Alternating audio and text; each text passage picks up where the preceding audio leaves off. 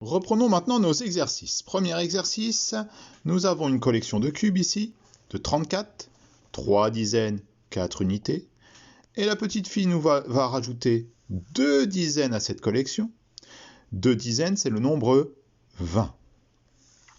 Une fois qu'elle les a ajoutées, combien y aura-t-il de dizaines et combien y aura-t-il d'unités? On va pouvoir compléter le calcul. 3D, 4U plus 2D. Je mets les dizaines ensemble, 3 et 2, ça me fait combien de dizaines et combien d'unités? Et donc, je viens de répondre au calcul, 34 plus 20, quel est le résultat? Je vais faire de même ici, où j'ai une collection de départ de 65, avec 6 dizaines et 5 unités.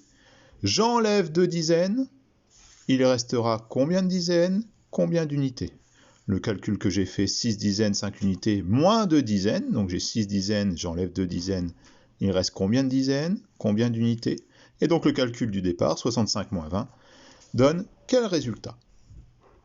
Une fois qu'on s'est entraîné, on pourra continuer ici à faire le calcul qu'on vous demande, des dizaines et des unités. De même ici, attention à la différence, une addition, une soustraction.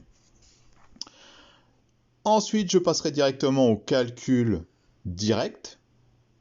On a le droit de passer par cette étape-là sur son ardoise si on a besoin. Mais pour ceux qui sont plus à l'aise, on peut très bien faire 25 plus 30 en pensant dizaines d'abord, puis unités. De même, en enlevant 30. Et je termine par deux petits problèmes. Combien de gâteaux y a-t-il en tout? J'ai 24 gâteaux et 20 gâteaux. Je peux écrire un calcul de la forme que je veux, soit comme celle-ci, par les nombres, soit par les dizaines unités, pour trouver le résultat. De même ici, combien de chocolats reste-t-il? 20 chocolats ont été mangés. Dans la boîte, j'en avais 36. Combien en reste-t-il? À vous de jouer les CP. Bon courage!